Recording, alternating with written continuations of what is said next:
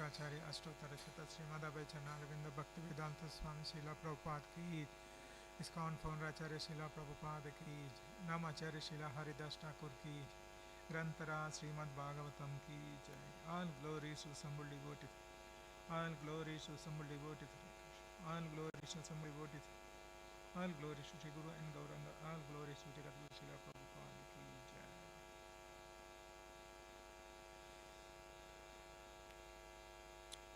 Hare Krishna. So welcome to this morning Bhagavatam class. Today we are reciting the verses from Canto 4, Chapter 21, instruction by Maharaj Pṛthu, and the text number 8 and 9. It's not updated from yesterday, so text 8. Om Namo Bhagavate Vasudevaya. Om Namo Bhagavate Vasudevaya. Om Namo Bhagavate Vasudevaya.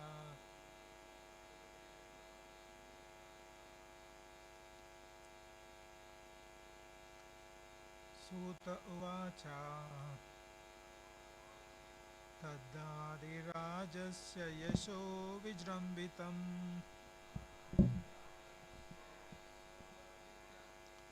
gunair asīsair gunavat sabhajitam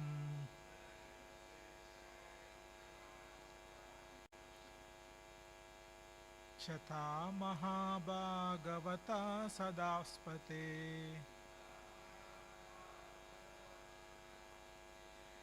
Kaushara Vaita Praha Ganantam Archayan.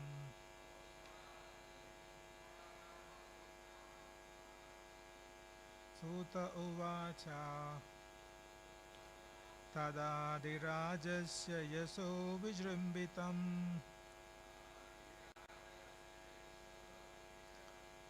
Gunair asīsair gunavat sabhajitam Kṣatā mahabhagavata sadaspate Kaushara vimpraha gunganantamarchayan.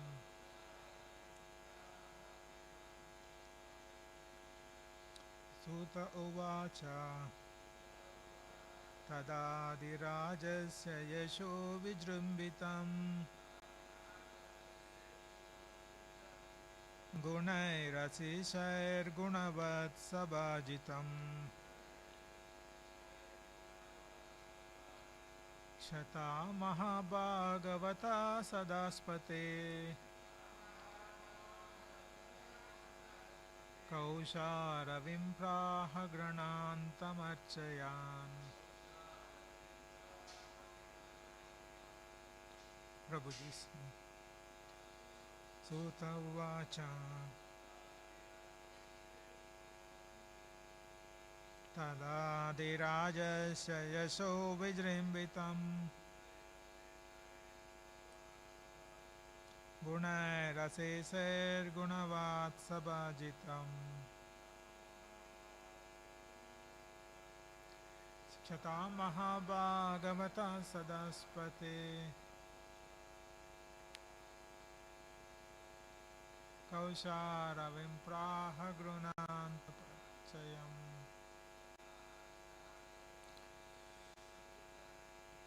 Tadādirājasya yaso vijrambitam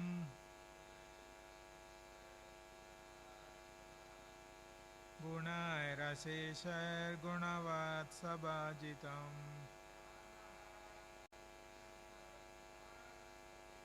Kṣatā mahabhagavata sadaspate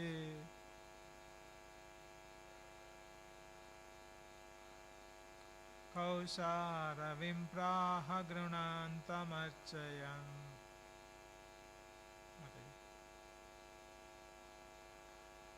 Tavacha.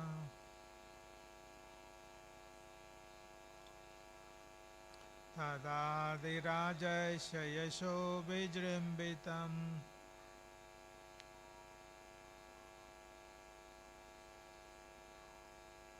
Gunairaseshar gunavat sabhajitam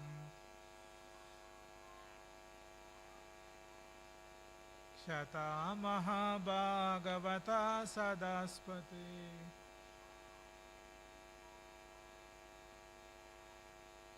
Kausharavim prahagranantamarchayam. What do God meaning? Sūta Uvacha. Sūta Gosvāmī said that Adirajasya of the original king, Yashaha, reputation, Vijrimbitam, highly qualified, Guna, by qualities, Ashesha, unlimited, Gunavat, fittingly, Sabhajitam, being praised, Kshata, Vidura, Mahabhagavata, the great saintly devotees, Sadapate, leader of the great sages, Kausaravim, unto Maitreya Ṛṣi said, Granantam, while talking, Archayan, offering all respectful obeisances. Translation, please repeat.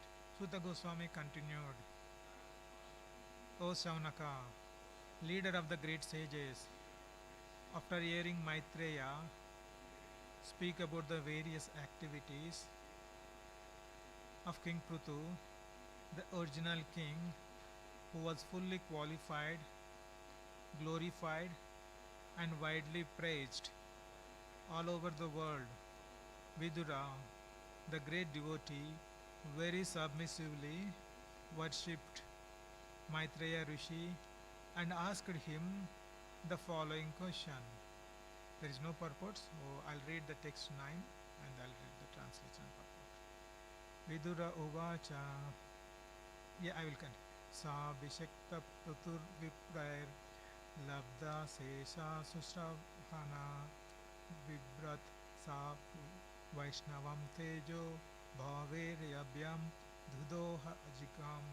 Vidura Uvacha. Vidura said, Sa, he, King Pṛthu, Abhishekta, when enthroned, Pṛthu, King Pṛthu, Vipra, by the great sages and Brahmanas, Labda, achieved, Ashesha, innumerable, Sura Arhana, presentations by demigods, Vibrat, expanding, Sa, he, Vaishnavam, who has received through Lord Vishnu, Teja, strength, Bhavo, arms, Yabhyam, by which, Dudoha, exploited, Gam, the earth. Translation and purport by His Divine Grace Maitreya Ṛṣi Śrīla Prabhupada ki Jai. Translation. Vidura said, My dear Brahman Maitreya, it is very enlightening to understand that King Pṛthu was enthroned by great sages and Brahmanas. All the demigods presented him with innumerable gifts, and he also expanded his influence upon personally receiving strength from the Lord Vishnu. Thus, he greatly developed the earth. Purport. Because Pṛthu Maharaj was an empowered incarnation of Lord Vishnu and was naturally a great Vaishnava devotee of the Lord, all the demigods were pleased with him and presented different gifts to help him in exercising his royal power, and great sages and saintly persons also joined his coronation. Thus, blessed by them, he ruled over the earth and exploited its resources for the great satisfaction of the people in general. This has already been explained in the previous chapters regarding the activities of King Pṛthu. As will be apparent from the next verse, every executive head of state should follow in the footsteps of Maharaj Pṛthu in ruling over his kingdom, regardless of whether the chief executive is a king or a president, or whether the government is in monarchical or democratic. This process is so perfect that if it is followed, everyone will become happy, and thus it will be very easy for all to execute devotional service to the Supreme Personality of Godhead. Let's do Mangalacharan. Om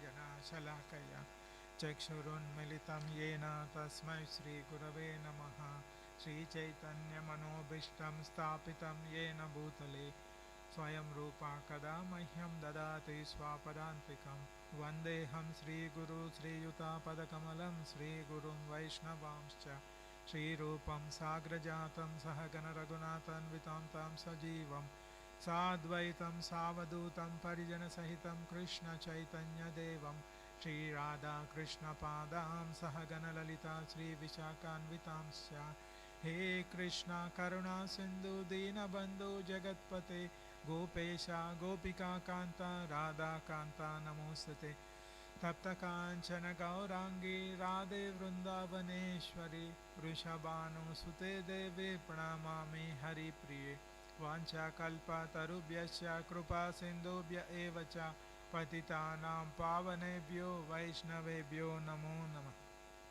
Jai Shri Krishna Chaitanya Prabhu Nityananda Shri Advaita Gadadara Shivasadi Gaura Bhaktarunda Hare Krishna Krishna Krishna Hare Hare Hare Rama Rama Rama Hare Hare Hare Krishna Krishna Krishna Hare Hare Hare Rama Rama Rama Hare Hare Hare Krishna Krishna Krishna Hare Hare Hare Rama Rama Rama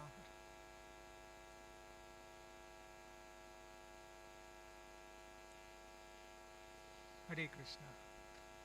So we are continuing the pastimes of Pṛthu Maharaj. We are in the chapter 21, where if you try to recollect the pastimes that happened in Pṛthu Maharaj's case, so we all know that Pṛthu Maharaj was planning to conduct Ashwamedha Yajna after completing 99 and 100 when he was doing.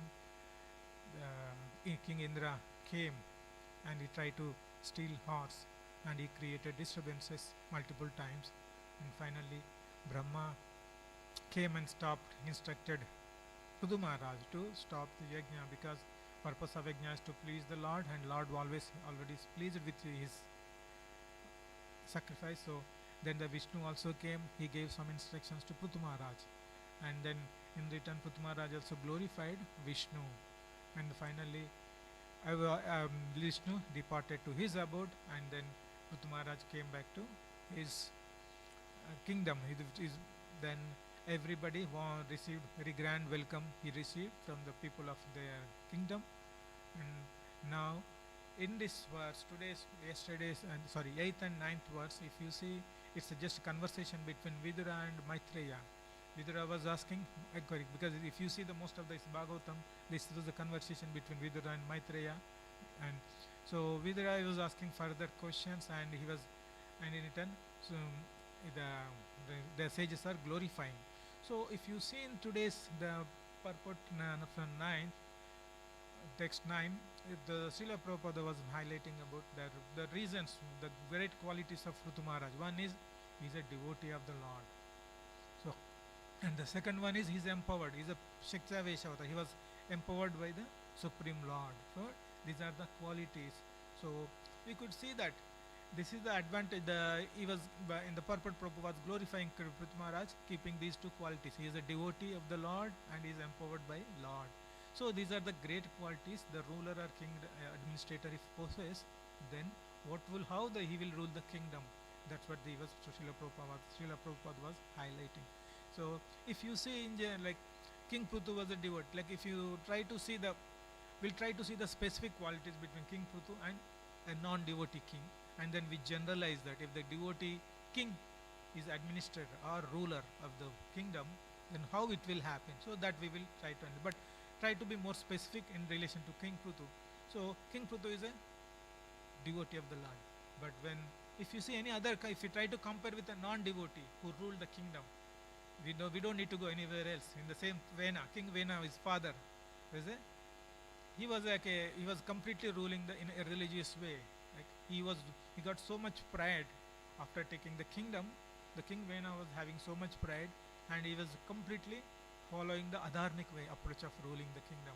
Like he was stopping all the brahmanas and sages to perform any religious activities. He went to the extent where he stopped from giving the charity of ghee, the clarified butter, so that if they give it, they will perform the religious activities, right? So he was stopping them. And then when the many sages and saintly persons went to King Vena and to convince them that this is not the right way of doing. But what he said, I am the supreme personality of Godhead. You don't need to go anywhere, right? So that was the pride he got with the position as a king, and then and he was completely ruling the kingdom. This is the example of if the ruler or administrator, if he is not a devotee, how his mindset will be there, how his consciousness is going to affect his administration, right? So this is how King Vena was ruling the kingdom.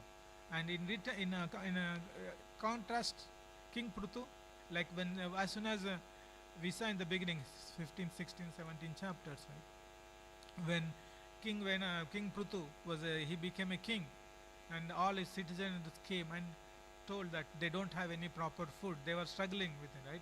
But king understood. What he did immediately, he understood the reason. When he tried to punish Mother Earth, and he gave all the ingredients. What not just few people came and expressed their concern. He did not address only concern for few people, right? In return, he addressed for complete population of the world, right? So if you see that in the chapters we were reading, different demigods and different planets, they were coming and milking the earth and taking their share, right? So this is how the King Pṛthu is. It's not just specific; is like taking care of all the citizens, and he also made the earth flat, and he divided everything into villages and towns, right? So that he structurally organized everything. And not only that, we can understand his qualities when the Indra was stealing the horse. Every time, multiple times he made an attempt to steal the horse, and then Brahma came and told him to stop the yajna. Immediately, he stopped it. He followed the instructions. So this is and he followed the higher authority, and simply he executed the instructions, and then he was surrendered to Supreme Lord. So these are the qualities we can see the high level, how a devotee is ruling the kingdom, how it will be. And when we see the King Vena, if he is not a devotee, but is purely material consciousness, is full of pride, how he was ruling. And these are the just brief comparison between a devotee ruling the Lord, specific to King Pṛthu, and his father Vena. Now, when we do that, in the beginning of the chapter, as again Pṛthu Maharaj pastime, there are that professional reciters glorifying Pṛthu Maharaj, if you remember all, right? So in that they have glorified in many ways, and King Pṛthu told, I haven't exhibited these qualities here, don't glorify him. But the sages were saying that no, we heard these instructions from the great sages and saintly persons, so based on their instructions, the reciters told, we are glorifying. But one of the glorification they mentioned is Pṛthu Maharaj as the sun. The sun is he's comparing Pṛthu Maharaj, the King Pṛthu Maharaj, with the sun. So if you try to see analogy, what quality sun has, that is reflecting in Pṛthu Maharaj, we try to analyze. See, first thing, when the sun rises, there is no competition, right? No other sun is there to compete with existing sun. There is only one sun. He is spreading the sunrise all over the world, right? So there is only one. Similarly, the Pṛthu Maharaj, he doesn't have any competition, right? He was a unique personality.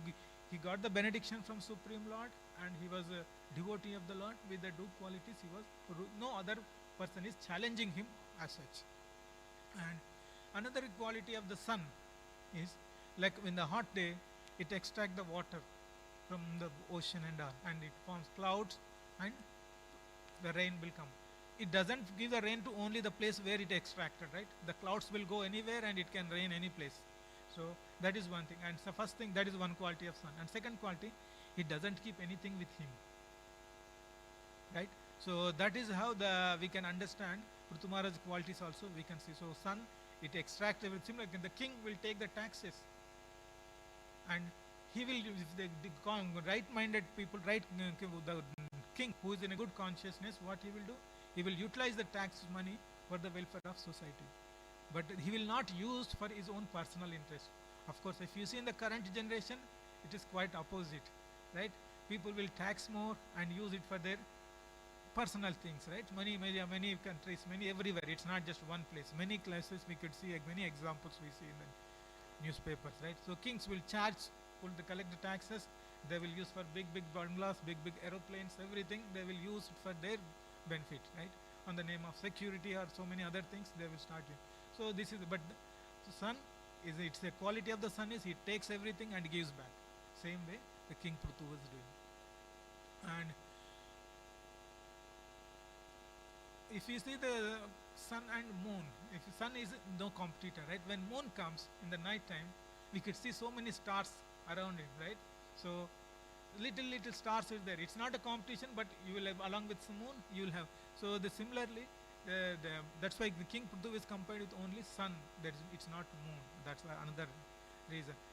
And if you see the another quality of sun stays at one place, but the rays will spread across all over the, right?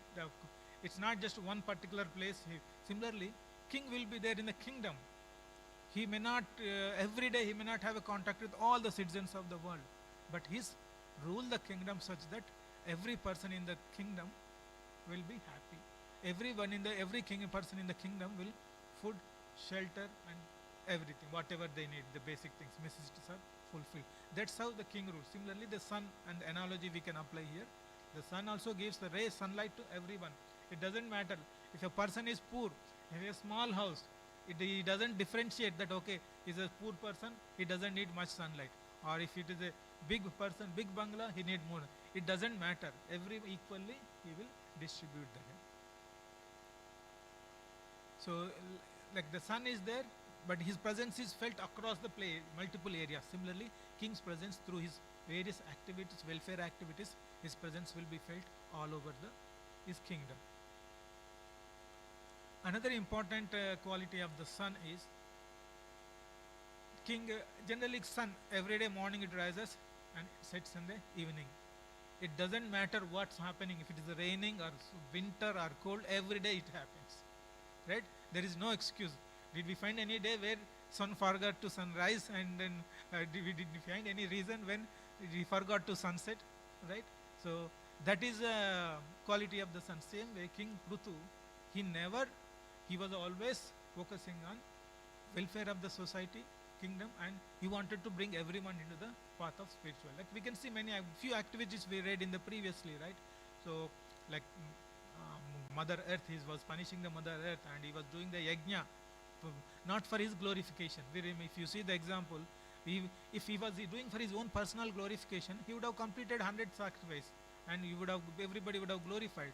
But as soon as higher the Brahma and Vishnu told that no, don't do that, he was agreed, because he was not looking for any personal gratification. He was not performing those yajnas for any personal reason.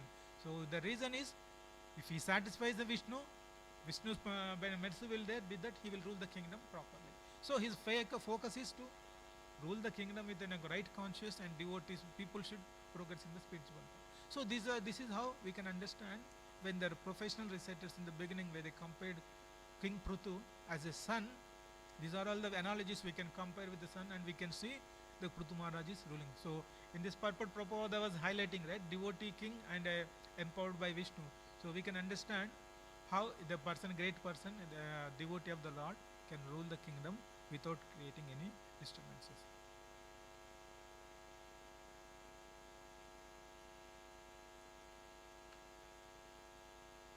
And he is like another quality of the professional reciters. The king is like a lion, and it might means lion is in the forest. If the lion is coming, all animals will be very fearful, right? Similarly, King Pṛthu also, like when he was Mother Earth is not giving the grains, he was very angry. He was chasing Mother Earth. Wherever Mother Earth was going, he is not leaving Mother Earth. He was continuously chasing, running behind Mother Earth, and finally, he convinced Mother Earth to produce the grain. So that's how we can see the qualities of it. Now, these are specific in relation to the King Pṛthu's glorification. We were seeing some qualities, but now we see in the broader sense by comparing multiple like if the devotees are ruling the kingdom, administrators, what are the benefits we see? Like in the Srimad Bhagavatam, we see many great devotees who are ruling the kingdom. Like we see Prahlad Maharaj, Dhruv Maharaj, Parikshit Maharaj, These are all the great saintly kings, Rajarshis they call, right? They are the quality, they are king, but ruler, they are ruling the kingdom with the godly consciousness, right? So in general, like if you see the in kings when they are ruling the kingdom, they used to have a spy, right? They'll send their spies to go through the country and see the feedback, how people are responding. And this can be used if a devotee is ruling the kingdom, he will use it in a right context. The purpose of the ruling the he will try to send the spies to know the feedback of this administration, how people are thinking, are there any difficulties which are not came to his notice. So like that he will send the spies and he will get. So and like the same thing we see in case of Lord Ram. Lord Ram is a Maryada Purushottam, we know, right? He's a role model for everyone, both as a king, as a ordinary person, right? So when we say Lord Ram, also in the Ramayana, he was using the spies. Through spies only he got to know that Vasharman was criticizing Sita, right? So this is how the administrators will use the spies. But in case of saintly kings, devotee kings, they will use it in a right context. They will not misuse that power. So this is one thing we can see. If the devotee is a king, it's a general sense. I'm thinking not specific to Pṛthu Maharaj, but in general this is.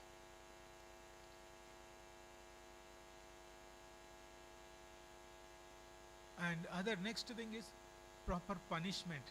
In our olden days, like if you see the Indian context, like in that school, teachers will be there with a stick, and when they see the stick, kids will be having little bit discipline, and if not, they know the teacher will hit them if they do any mischievous activities, right?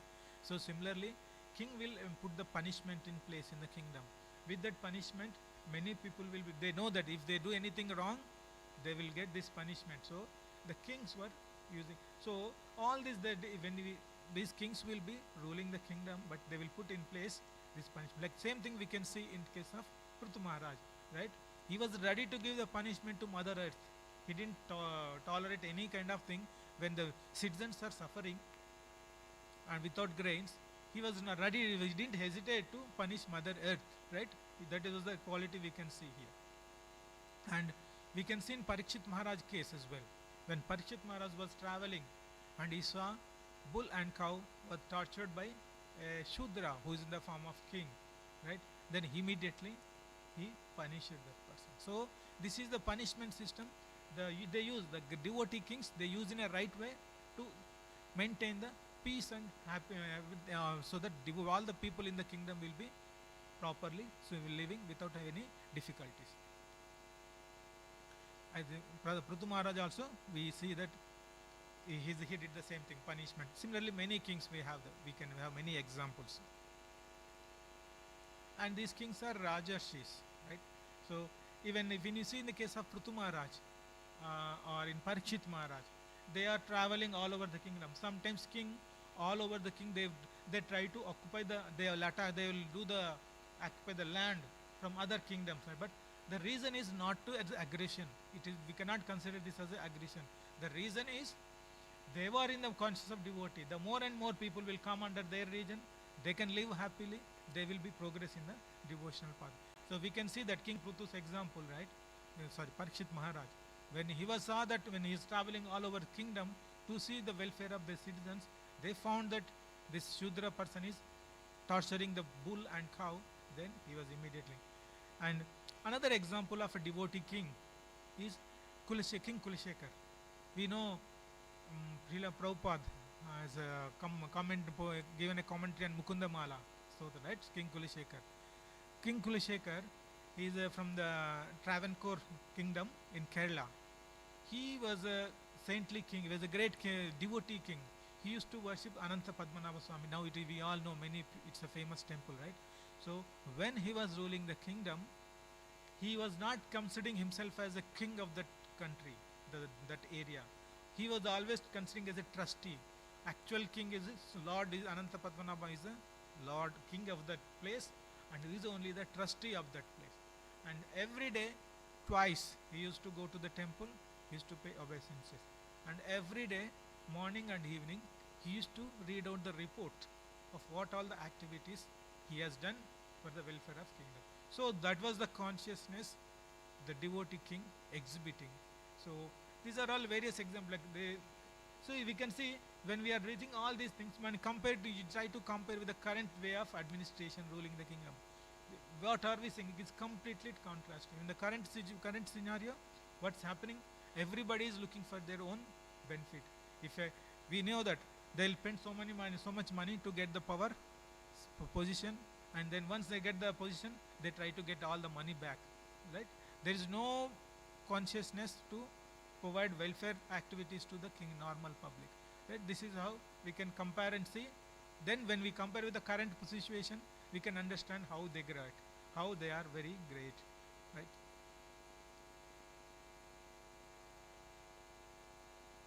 And how they used to rule the kingdom. This is one of the important thing. Like see, used to see it's a monarchical government, right, where the common public will not have any say in choosing the king, right? But that's why people follow democracy, where they will have a voting power and they will try to choose. But still, in that olden age, kings were ruling properly. How they used to rule kingdom, particularly when the rulers who are very God consciousness, they follow the scriptures like Manu and great liberated sages. They provided the rules and regulations, how to rule the kingdom, how to take care of, right? And the king, as a devotee, he strictly follow that, not on his own. He will have a council of advisors, ministers, right? They are also not a normal person. They are very liberated souls.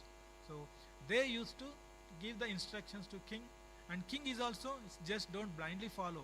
He is also a devotee, right? So he will scrutinize whatever they said. Is it then both by coordination with the sages, liberated sages, the council of advisors, and king, both together, they used to take the action. So this is how, like in this is how they used to rule the kingdom. Another important thing is the kings. These used to the spiritual order and social order. They used to protect. Spiritual order means brahmacharya, vanaprastha, sannyasa, grihastha, vanaprastha, sannyasa. Right? These are the spiritual orders. And the social order is brahmana, vaishya, kshatriya, and shudra. So king always used to protect these orders. That was the aim. If you see in Kardama Muni and Swayambhuva Manu pastimes, if you remember, when Swayambhuva Manu entered the forest, to the Kardama Muni forest, then Kardama Muni immediately paid obeisances. But in a Varnashrama order, if you see, Brahmana is very high, and he doesn't need to pay obeisances to king. But what Kardama Muni tell, king is a representation of the Vishnu. Right? That's why he was paying obeisances. So this king's responsibility is to protect all these other orders, and the Brahmana says Brahmana is the head of the society, right? If he will, what he does, he reads all the Vedas, he guides all the people in the country, to a king as well as other people, so that all the people will follow proper religious principles and they will progress in the spiritual life. So that was the aim of Brahmanas. And kings, they don't need to worry about any livelihood. They need to go and do this job and they get the money. They don't worry. Kings used to take care. They give all the dakshina, everything, whatever is required for Brahmanas, kings used to provide. And the Brahmanas will take care of all that's why they call head of the society. Means they give all the right dharmic instructions to people. With that, they follow those instructions and they will progress in spiritual life. So this is how the Varnashrama system was designed, and these kings, they used to protect this Varna dharma, both spiritual order and social order. So that way people, because he is a representative of a Lord, his aim is not to just nice face, provide all the roads, provide water, everything, that is fine. But also the main important thing is people should follow the regular spiritual path. That was the main aim of the king. Many kings like the Pṛthu Maharaj, Parikshit Maharaj, Dhruva Maharaj, everybody, like even when we saw in Dhruva Maharaj past times previously, he doesn't have any attachment to the kingdom, but still he ruled the kingdom as a responsibility, because Supreme Lord Vishnu told him that you rule the kingdom for 36,000 years, then you come back, right? So he took that instruction, he sincerely ruled to provide so that all the people can follow the same spiritual path.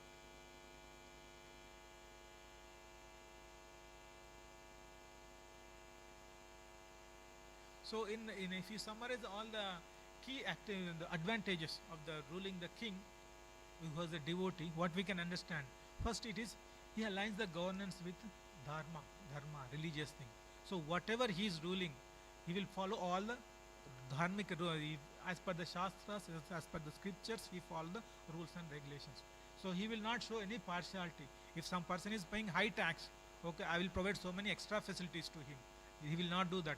If he is not, some person is paying very less tax, he will not discriminate. Okay, he is a high tax payer, he is a low tax payer, I have to deal separately. No, everyone he will see equally. Like with that, what will happen? Justice will be there in the system, fairness will be there, and compassion will be there. Like when poor people are suffering, they will be having the compassionate nature, right? So this is the one advantage. If we summarize all the discussion what we had in with the various examples like Pṛthu Maharaj, Parikshit Maharaj, and all the qualities, what we can understand, the being if a devotee is ruling the kingdom, the first thing important advantage we get is governance will be aligned with the dharma, right? So that is one important. So with the when he is following the religious regular, after following the religious principles and dharma, what will, as a result, what will happen? The peaceful will be there. Its society will be peaceful. Justice will be there available for everyone, and the compassionate nature. King will show compassionate to other people as well as within the society. Also, people will develop that quality because everybody is treated equally. And other benefit is protects from spiritual life. It is that's what we heard, right? So it will be the king will be protecting the spiritual life. It's not the purpose is not just to provide some material facilities. Yes, material facilities is required. Along with material facilities, focus is to improve their spiritual journey as well. Like we can see that Parikshit Maharaj pastime when Kali is entering into the kingdom, then he understood that. So he gave the punishment. He gave the he sent away the Kali from his kingdom, right? So that's how that helps the people to progress in the spiritual life. And he the Lord will, the king will be empowered by Lord. We see in the case of Dhruva Maharaj, Parikshit Maharaj, Pṛthu Maharaj, because they are devotees, Lord personally empowers them to rule the kingdom nicely. Like we see that, right, in the Bhagavad Gita verse. Tesham satata yuktanam bhajatam piti purvakam dadami buddhi yogam tam ye namami payanti. Right? So Krishna gives that empowerment to these kings so that they will rule the kingdom nicely. Like we could see the Ambarish Maharaj as well, like example of Ambarish Maharaj when Durvasa Muni came and he was trying to hurt Ambarish Maharaj, then Supreme Lord sent Sudarshan Chakra, and then we know the story, right? So this is how king empowers, Lord empowers the devotees, kings, and there is no exploitation in the when these devotees are ruling. When there will be no exploitation, and the peace and prosperity will be there. No, so there will when everybody is treated equally, everybody is getting the right justice, and the compassionation is there. So obviously no exploitation and no the peace and prosperity will prevail, and the justice will be there for everyone. And with all these activities, what will happen? King will become a role model for everyone, right?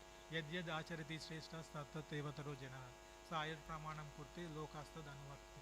So whatever king follows, the people will the people in the kingdom will also follow the same thing. So king is doing, like you see in our context, in a current generation and the previous generation, we see in India we had so many temples. Who built those temples?